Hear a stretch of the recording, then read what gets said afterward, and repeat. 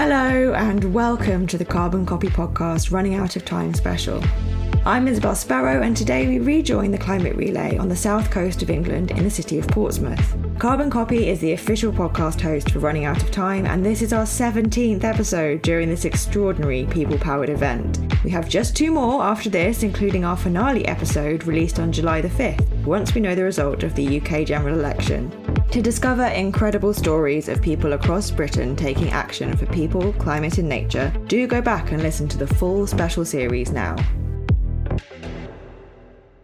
Our first guest in this episode is Elly from Portsmouth Port, who I chatted to a little while ago to learn about the sustainability work being carried out there. My name's Elly and I work at Portsmouth International Port, and my job role is Environment and Sustainability Coordinator. We're owned and operated by Portsmouth City Council, so we're what's called a municipal port, and we're basically just part of the transport department. It's a rarity now in the UK to have a municipal port. There's only a few of us left, but it's something that we're obviously quite proud of. When you look at all of the trade across the UK, it's something in the region of 95% of all traded goods come through and via maritime routes. So we have a significant impact and influence.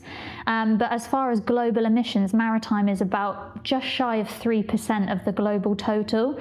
It's still a significant amount of emissions. We're predominantly a cruise and ferry international port. So what that means is that every day there are ferry customers, ferry vessels coming in, and they are travelling with either foot passengers or passengers travelling by car going to their holidays in France or in Spain, or they're bringing freight vehicles with them with, large trucks with goods on them, which have different places to go in the UK. And then of course you have cruise customers as well. So that's quite a new thing for us at the port. We've not been doing cruise for a very long time, probably the last 5 or 6 years. So then you're talking 300-metre long vessels that carry thousands and thousands of customers. So when you are in my position and you're looking at kind of like the impact that those vessels will have, you're talking about the emissions whilst they're on their voyage, where they're coming from, where they're going to, and what type of fuel that vessel is burning. And predominantly they are heavy fossil fuel based vessels. So you're talking MGO, which is marine gas oil, or HFO, which is heavy fuel oil. And something that really annoyed and shocked me when I started working here, fuels such as that, marine fuels, which are really, really polluting, are massively tax incentivized. So you're already up against it because they're cheaper fuels. So what I look to do is, okay, so when those vessels are coming in and they're bringing all of their passengers in and they're bringing all of these goods in, how can I make that journey and that stop at the port more sustainable? Because when those vessels do come and they park up on one of our berths, they do have to keep running their engines. It's like a ginormous car idling its engine because they've got to keep the lights on, they've got to keep those pools heated on those jacuzzis and, run all of those services.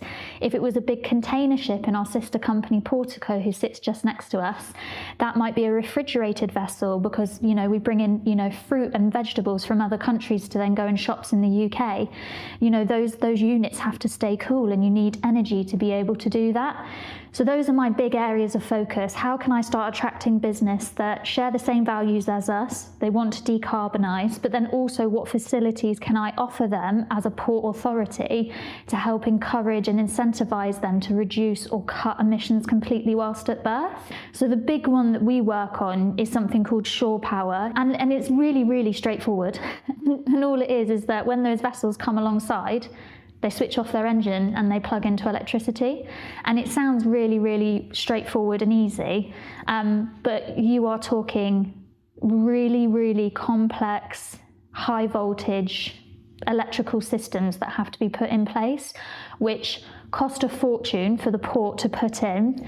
They're very, very difficult to get the energy. If we have a really, really big cruise ship in, it could easily take about 8 megawatts of power just to sit at the port for 8 hours to keep all of those loads going whilst alongside. We were really, really lucky last year to be awarded £19.8 million through a government scheme called ZEVI, which was Zero Emission Vessel and Infrastructure, for our project called Sea Change, which is another acronym, but it's way longer, so I won't bother, I'll just call it Sea Change. So we'll be the UK's first port to be able to offer shore power across 3 different berths for a variety of voltages, a variety of frequencies, and we'll also be able to simultaneously charge cruise and ferry customers at the same time. And we're super excited to see the impact that this is going to have. Wow, I really hope that it comes off for you, and it's something that, also shows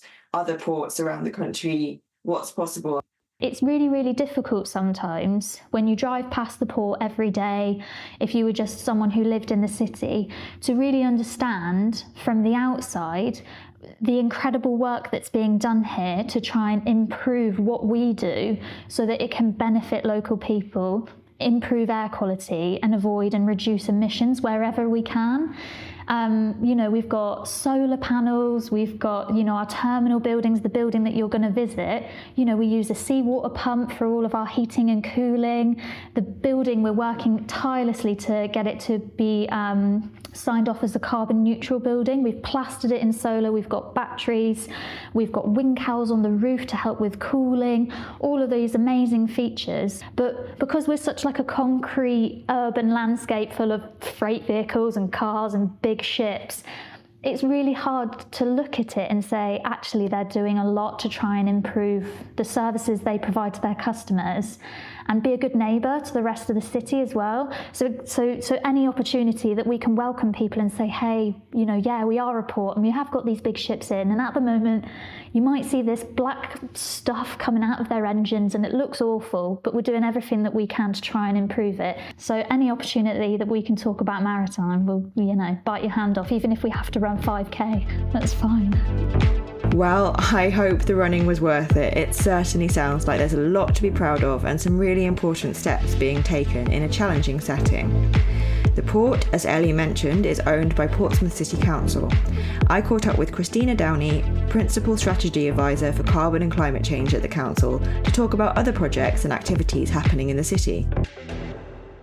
My name is Kristina Downey and I lead climate change response at Portsmouth City Council, which essentially means that I have to help us as an organisation become net zero and ready for future climates, but also help the city on the same journey as well. I think we are similar to a lot of councils in that our strategic priorities are quite place-based, in that we're not a rural community. We're a very dense and highly urbanised coastal city.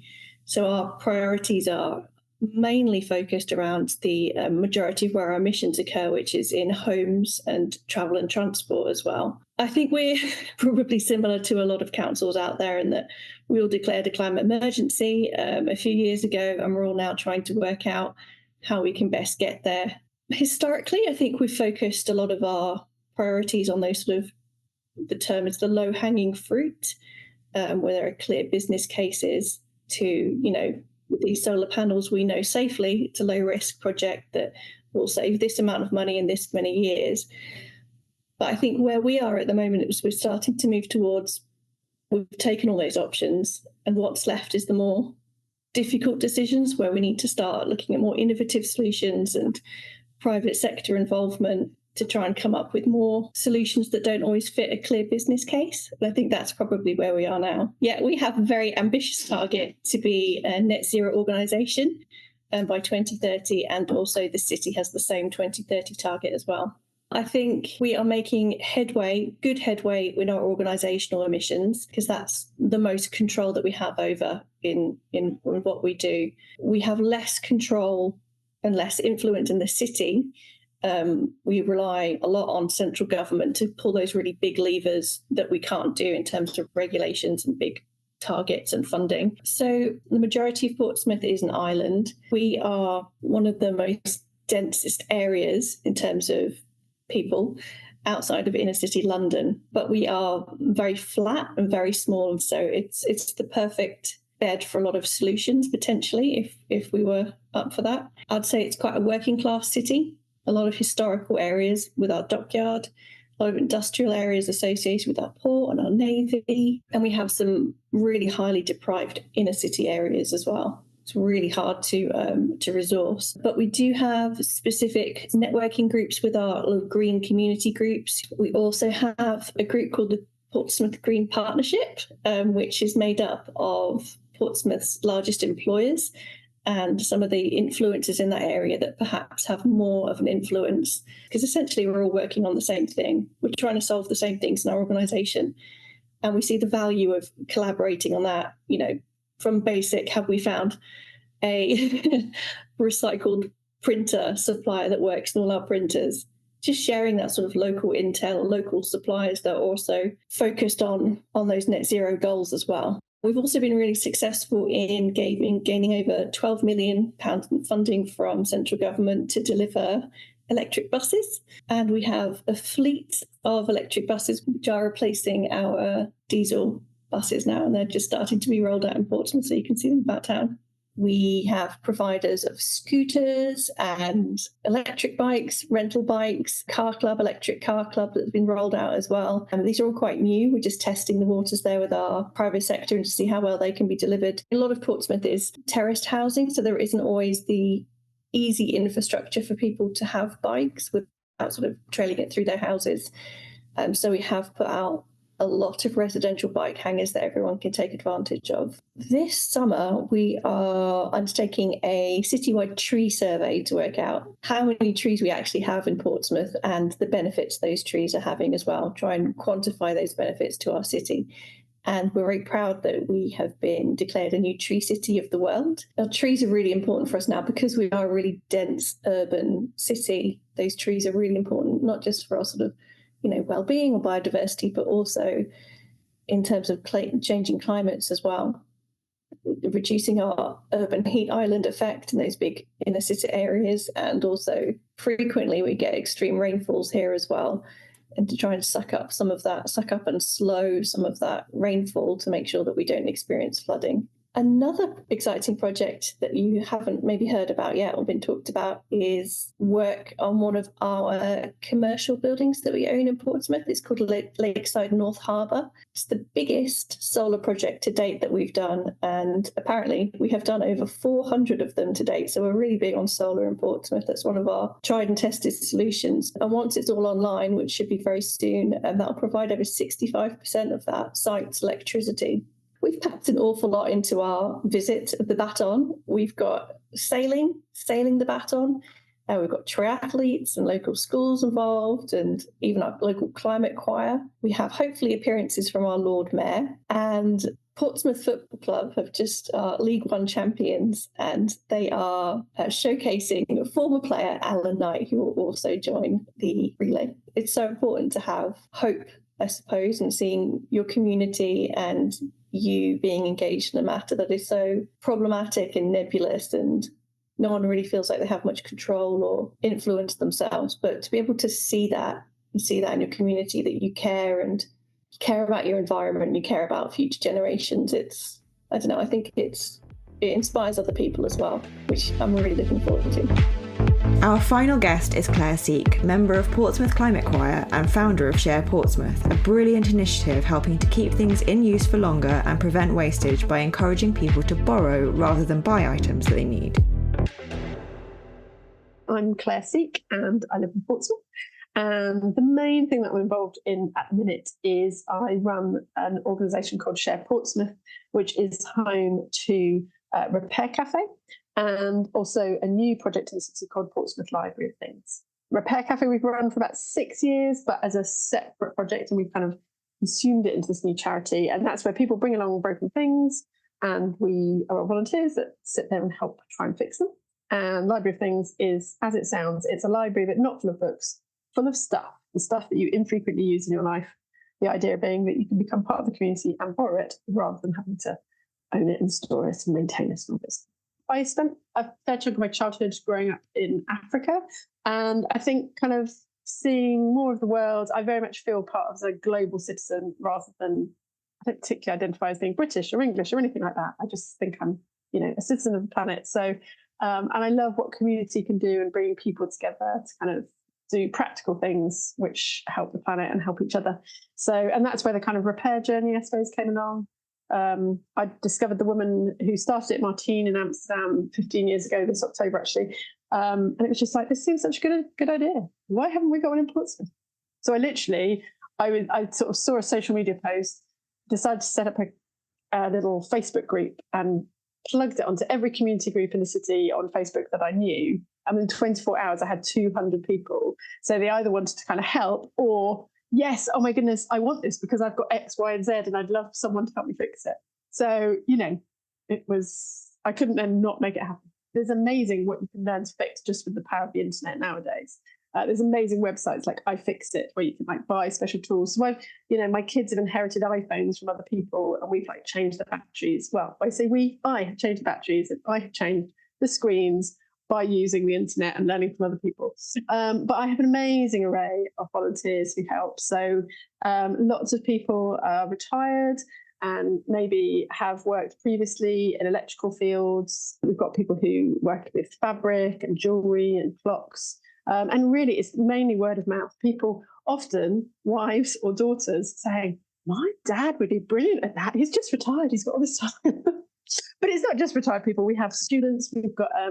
We're an amazing, we've got a city of sanctuary kind of status from the city. So we often have refugees and asylum seekers that come and volunteer with us while they're waiting to find out, if their status to remain. And we've very generously been gifted an actual shop in our indoor shopping centre in Portsmouth. So we've got an actual retail space where we're now based.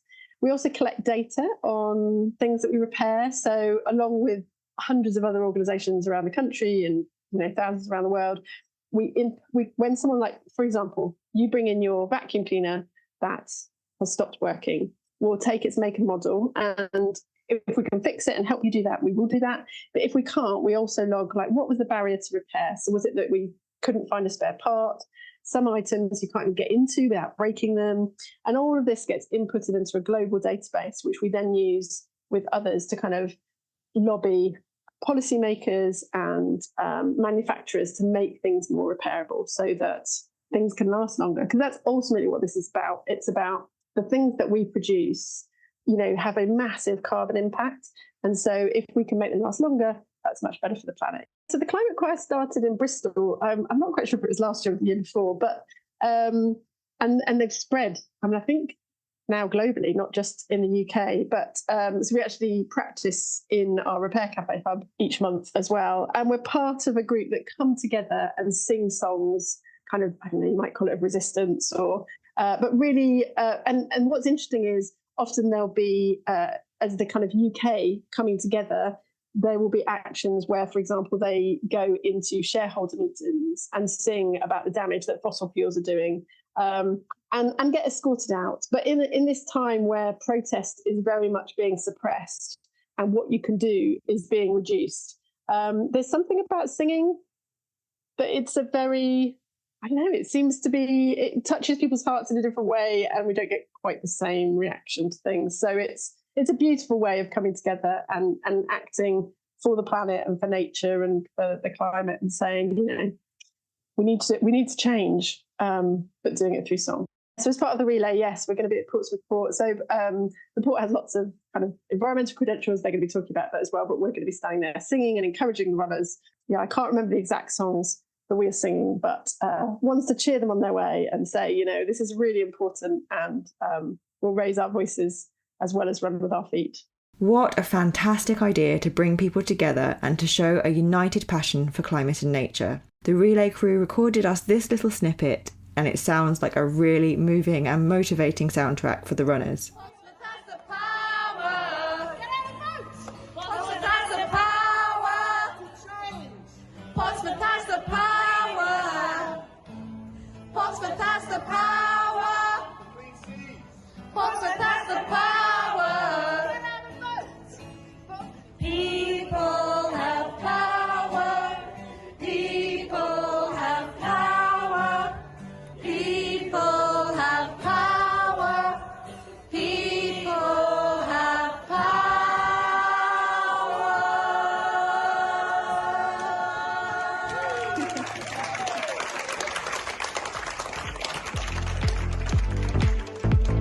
Thank you to Elly, Kristina and Claire for speaking to me for this episode, and to Gareth and Mel at Portsmouth City Council for setting up our conversations. The Carbon Copy podcast is written and presented by me, Isabel Sparrow. Our producer and editor is Bradley Ingham. We're back tomorrow with our penultimate episode from Brighton. Until then, thanks for listening and goodbye.